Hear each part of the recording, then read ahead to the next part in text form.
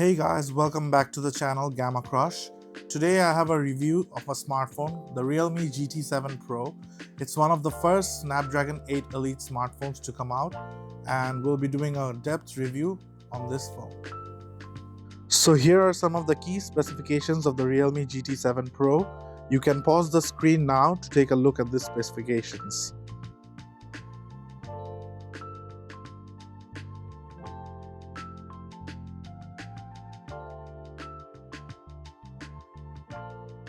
Now let's unbox the Realme GT7 Pro.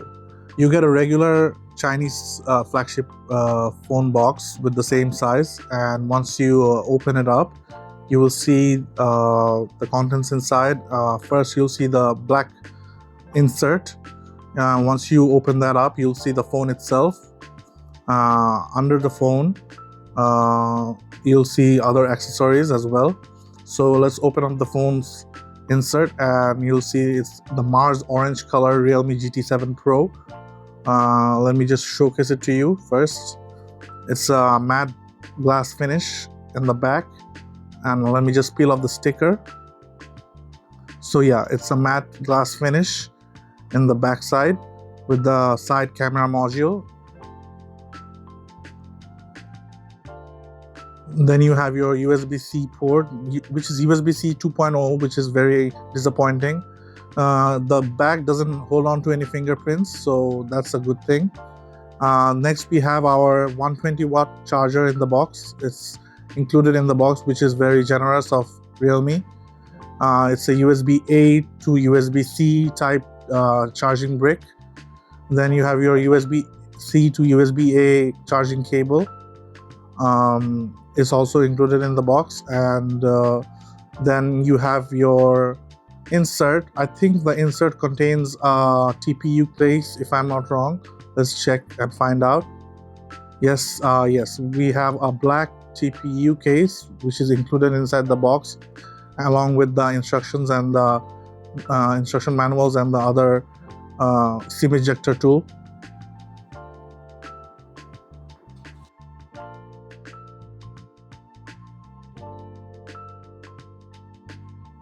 The TPU case is of good quality and it's matte black finish, and yeah, that's about it for our unboxing video.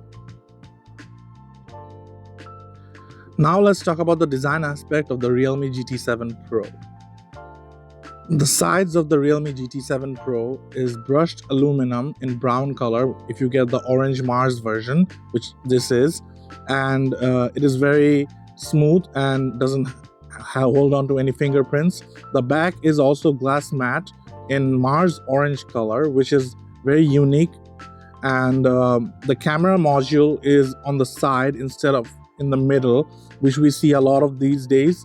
The side camera bump is a very good change to the camera bumps that we see in most flagship phones nowadays, in the likes of phones like Xiaomi and Oppo's and Vivo's. So the side camera bump is actually very ergonomic as well. You can see that my index finger would hold up right against the corner of the camera module, and it rests very ergonomically. So yeah, it is a very good design indeed. The phone is also very thin and easy to use, and since it's very light, it's also very ergonomic. The phone has very thin bezels, and it is very light and ergonomic to use. It has an ultrasonic fingerprint scanner, which is a very good thing to have at this price point. The Realme GT7 Pro uses Realme UI 6.0 out of the box, which is based on Android 15. The animations and app transitions of this phone is also quite smooth. You can see that this is very fast, as fast as the ColorOS that you find in Oppo's and Oxygen OS that you find in OnePlus.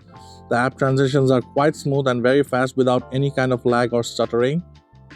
This display is also a Quad HD display. That means you can view your pictures and videos in very crisp resolutions, and when you swipe down from the right, you see your control center, quick control center, which has an orange theme to it based on the color of the phone, and if you swipe from the left, you'll see your notification center.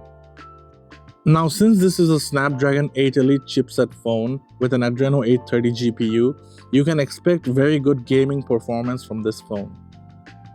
I have not had the time to experiment with many games, but I have tested out Wildlife Extreme from 3D Mark, and it has scored a score of 6,415 points, which is very good compared to other devices using the same Snapdragon 8 Elite chipset. And you can expect to play Genshin Impact and Call of Duty Mobile, PUBG Mobile in 60 frames per second all throughout without any kind of overheating issues. The temperature went from 38 to 42 degrees in my test of Wildlife Extreme 3D Mark.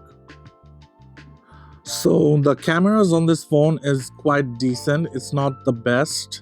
I would say you can take decent photos with it.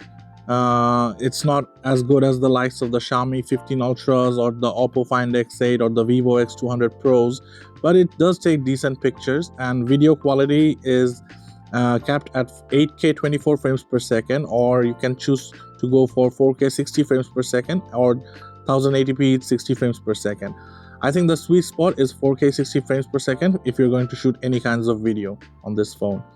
The front camera is also decent. It's not the best for taking selfies. The video recording on the front camera is capped at 1080p 60 frames per second.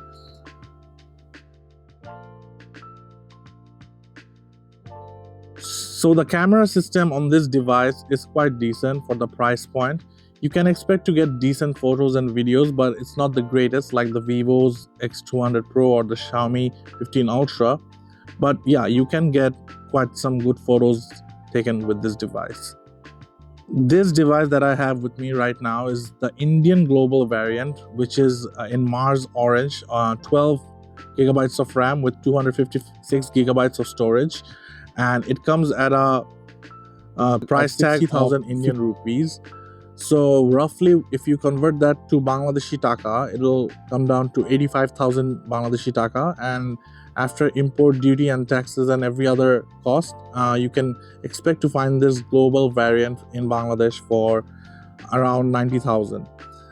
Mind you that this phone has a 5,800 milliamp hour battery for the Indian global variant, but if you choose to get the Chinese version instead, it'll come with a bigger battery of 6,500 milliamp hours, and it both have the same wire charging of 120 watts. The Indian version charges from 0 to 100% in 30 minutes, while the Chinese version can charge 0 to 100 in 35 minutes depending on the size of the battery. So yeah, this was my review of the Realme GT7 Pro. So guys, I hope you enjoyed this review of the Realme GT7 Pro. A sub to the channel would be much appreciated. My name is Sadman, you were watching Gamma Crush, and I'll see you in the next video. Until then, take care.